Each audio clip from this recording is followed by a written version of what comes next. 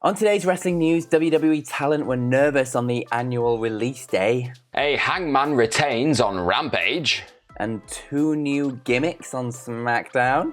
And an undisputed tag team championship match seems to be set in motion for WWE Backlash. Are you ready? Are you ready for the news time? Yes, my name is Phil Chambers and I'm joined by Salty Sea Dog and Gareth, I suppose, to talk about all things wrestling related. But before we get into it, make sure you like the video, comment down below what you think of each of today's stories, subscribe to the channel, and links to each story are in the description, so click the timestamps and off you go. But first up, April 15th. You may remember this day from both 2020 and 2021 as a very dark day in WWE indeed. The annual release days when they just did these mass releases over the pandemic, and it was absolutely ridiculous.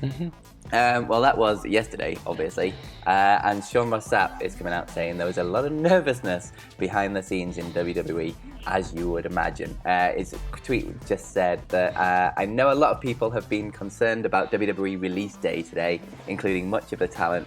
At least one higher-up told me that they didn't know of any releases set to happen today, if you'd like to take their word for it. So a lot of nervousness going around, as you would imagine. A lot of people concerned that it would happen 3 years in a row, but it turns out it didn't happen.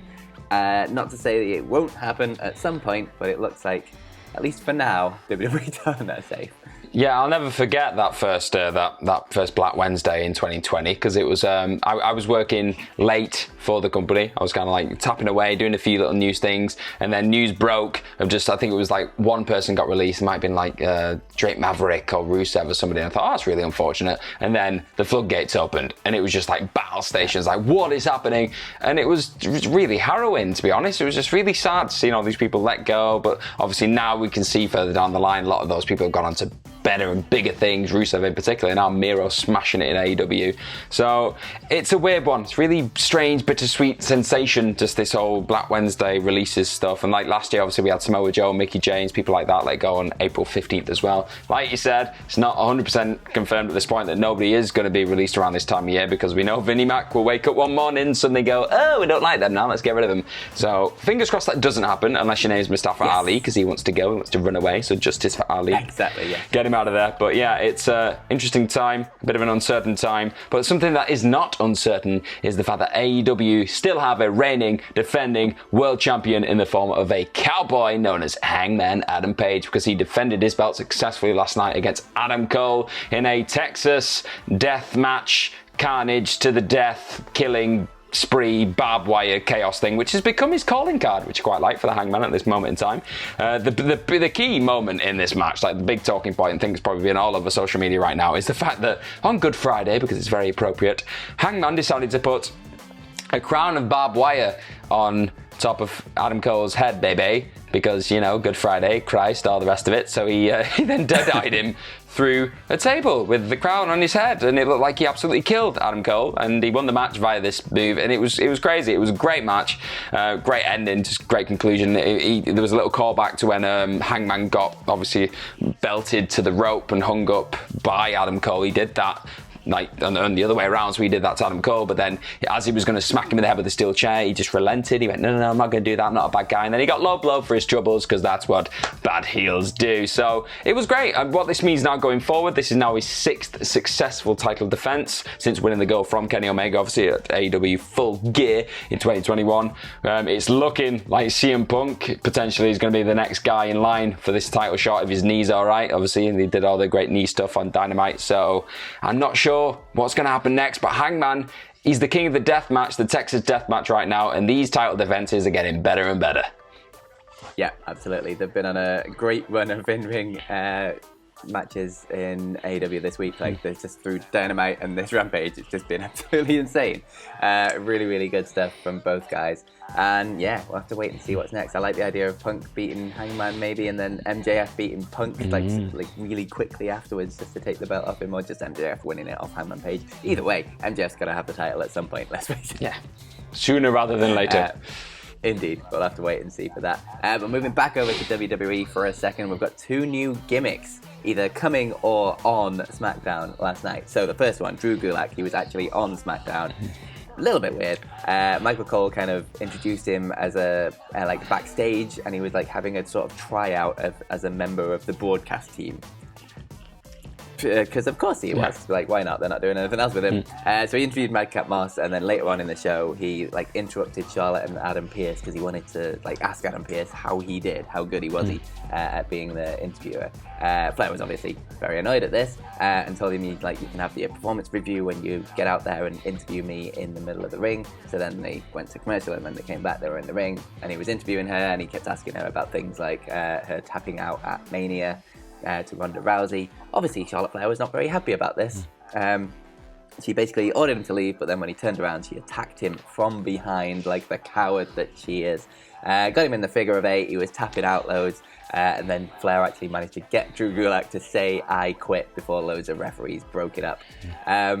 So I don't quite know what this new direction is for Drew Gulak. It's all a little bit weird, but he got drafted to SmackDown last year, and since then he's been in 5 matches, 3 of which have been Battle Royals.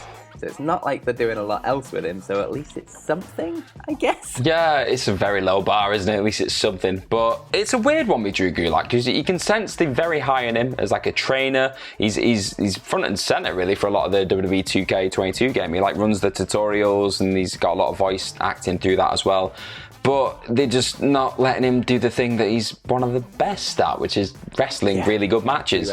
But he's such a charismatic force just when you put a mic in front of him and things like that. If this is his new direction, great. If he's enjoying it, if he's happy with it, that's... Who are we to judge? At least it gets him on TV. Exactly. At least it gets him on TV. And speaking of things that were on TV last night, on SmackDown, indeed, as well, we had another gimmick change, didn't we? A stable teased, you could say. Well, before SmackDown. Yeah. Oh yes. It was the dark match. In the dark match, yes, because it was Mr. LA Knight, wasn't it? Wasn't it, Phil? Mr. LA Knight. It was indeed Mr. LA Knight. NXT's LA Knight in a dark match on SmackDown alongside Mace of Retribution fame, of all people. They were both kind of in suits. LA Knight was in a suit, and he cut a promo before the match. And then Mace beat Eric of the Viking Raiders, because it wasn't like a tag team match. He was being more of like the voice piece for Mace, like a managerial kind of position even. In the promo, he said that LA Knight was like kicking off the Knight Model Management Group, and that his first client is indeed Mace. Mace had a lovely blazer on and some Jordans, like you do. And I guess this is like a tryout or a test run for a little LA Knight stable. But looks like it might be LA Knight becoming more of a mouthpiece for other people rather than an actual in-ring competitor himself. Yeah, major Robert Stone brand vibes around this. But I mean, LA Knight's definitely an improvement on Robert Stone in terms of a mouthpiece straight away. I'd like to see him wrestle, because he's very good at the old wrestling thing, but he is one of the most prolific, let's say, speakers that NXT currently has. And if just getting him on the show in the first place is through his voice, and he can help people like Mace and these people who aren't necessarily the greatest on the mic, and he can put them on a bit of a pedestal, then great. It raises his stock. WWE love, especially the main roster, love talkers, love people with loads of charisma, and LA Knight's got exactly that. He's been teased a few times in like backstage segments, just strutting around the show. He looks great in a suit. I don't know what to tell you. It could be a good thing, could be a bad thing. We just don't know at this point, because anything could change in WWE. He could turn up in a big dinosaur suit next week. Don't do it. I've just given them an idea. But something that is going to happen, very much on the horizon, WWE WrestleMania Backlash. I called it Backlash in the intro because I'm very much trying to refuse to call it weird. Forget the WrestleMania bit. Branding. Yeah, so we're going to have an undisputed tag team championship match. It's been teased a lot. A lot of people were thinking for a long time that this should have been a thing, because having 2 separate belts like on both brands, it doesn't work. The divisions aren't strong enough. But now it's looking like we're finally going to get that unified set of belts. It's going to be the Usos against RK Bro. They came on SmackDown. They were very annoyed because Randy Orton got super kicked by the Usos at the end of Raw, and they were like, I'm going to come to SmackDown and call you guys out. He just used the word bitches a lot, called them puppies, and started screaming. Everyone loved it. And then he confirmed the match that's going to go down at WrestleMania Backlash. So the updated card at the event that's going down in the Dunkin' Donuts Center in Providence, Rhode Island. I love the name of that arena. We're going to have Cody Rhodes, Seth Rollins, so it's the rematch. We're going to have Ronda Rousey versus Charlotte Flair in an I Quit match, which you alluded to earlier, for the SmackDown Women's Championship. And like I just said, the Usos, the SmackDown Tag Team Champions, the longest reigning champs in SmackDown history. And they're going to be taking on the Raw Tag Team Champions, RK Bro. And I think it's safe to assume we may be getting a little cheeky turn, but could it be Riddle turning on Randy Orton as a big swerve? We will see. who knows? Not a bad card leading into that. Definitely up for unifying the tag team titles, though. It's been a long time coming. The sort of tag divisions on both shows have never really had more than 3 or 4 at a pinch tag teams actually in them, which doesn't give you a lot of room for creating stories and like interesting feuds and different matches. So to unify them, have them float between the two brands, makes a hell of a lot more sense.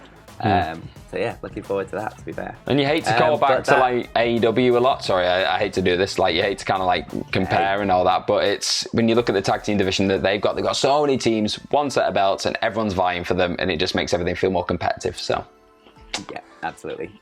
But let's move over to your Twitter questions to end the video. The first one comes from Where Did Cotton Eye Joe Go? Who says, do you think a new set of unified tag team belts should be introduced with a completely different design if we are truly unifying the tag titles? Or do you believe they will remain the red and blue set? I personally love the old Attitude Era World Tag Titles back. I don't think they'll dust off an old design, because WWE are very much on the in the side of, oh, let's make something new, because new, and they like new things. So I don't think we're going to get that. I think we'll get a new design. I'm a bit over the Centurion circle belts now. I think they look pretty cool when they first got introduced. I like the SmackDown version of them when they first got introduced, but I don't know, just something just a bit, not out there, but just something that's got that instant kind of like, oh, that's a cool, yeah, I want those belts, you know what I mean? Because it's such a simple thing, but aesthetically, if something looks awesome and looks cool, you kind of want to win it because of that as well, not just the acclaim of being the champions. You want to look cool in a belt. So I'm just happy with anything that looks remotely cool. So you know for a fact it's going to be some kind of very strange cheese puff belt, something with a big Cheeto brand on it, or Snickers or something. It's just not going to look great, but we'll see. Yeah, I've been after them creating new titles for ages for the tag titles. I've never liked these ones since back when they were like weird pennies, and then when they kind of made them silver to go with the blue and the red straps. They've never looked great, and they've never been gold. They've not been gold. I know. In like 15 years or something. Yeah. It's like, why? They're championships. They should be gold. Yeah. So yeah, I'm desperate for them to change them. Get rid of them. Bring in something else. They've been they're one of the longest running title designs now, probably as well, aren't they? Apart from like a few color tweaks, like the actual design of the like plates itself, it hasn't really changed in ages. I'm a bit hopeful after looking at the new NXT designs. I didn't mind them. I thought they were quite. It's not all a wholesale. Can't get the word out. It's not a wholesale change, but it's just a little bit of just tinkering. Yeah, exactly. So maybe we'll tinker for the main roster too. Indeed. The next question comes from Bob Atkinson, who says, morning, gents. If you were to create a new stable consisting of one legend, one current star, and one up-and-comer, who would be in it, and what would they be named? Ooh, okay. I'm going to just lean into social media big time right now, because Bret Hart is the buzzword of AEW, and we've seen obviously the likes of like Dax Harwood and CM Punk all just like praise him and sing his name aloud and tributes to him on the show and all the rest of it. So I think I'd have CM Punk and Bret Hart, and then as the up-and-comer, I'd probably have Daniel Garcia, because I think he fits that technical best there is, best there was kind of mold, and I'd call them the best there is, the best there was, and the best there ever will be, because it's right there. There, it is right there. Nice and easy. I would go with Mick Foley and Jon Moxley, and I don't know if you can call him an up-and-comer, probably already a star, but you know, I'm just going to go with it anyway. But why his name's just popped straight out of my head? Why is this? Darby Allin. Darby Allin, okay. just had a massive mind blank there for some reason. I've no idea what I'd call them. Have a nice death match. The purveyors of violence. They're all there. Yeah, that'll do, I guess. There you go. But I'll just them three together. Yeah. They'd just kill some people and it'd be incredible. I want your faction against my faction. That'd be a hell of a match. That would be ludicrous. The final question of the day comes from Eddie Zamari, who says, with potentially an AEW New Japan crossover show soon, what is your dream AEW versus New Japan match that should happen on the show? Oh, there's so many cool ones out there, isn't there? But it's trying to think of ones that haven't necessarily happened a ton, because like you look at your Omegas, Okadas have happened loads, even though they'd be incredible. Yep. I think maybe something with Ospreay and Hangman, Ospreay and Wardlow, like they're just, yeah, they'd be fun. Ospreay and MJF, maybe a battle of the absolute wankers, that'd be great. That would be good. My mind immediately goes to Bryan Danielson, because obviously it's one of his dreams from when he left WWE. He has to be on there, and him basically versus anyone on the New Japan card, I would be quite happy with. But you've got to go right to the top, haven't you? You've got to go Danielson versus Okada. It's just got to happen at some point. Hook it into my veins. Be incredible. But on that note, thank you very much for watching. Make sure you subscribe to the video, like the video, comment down below, all those things, and follow us over on Twitter. Why not? You can follow me at PhilMyChambers, and you can follow Gareth at GMorgan04.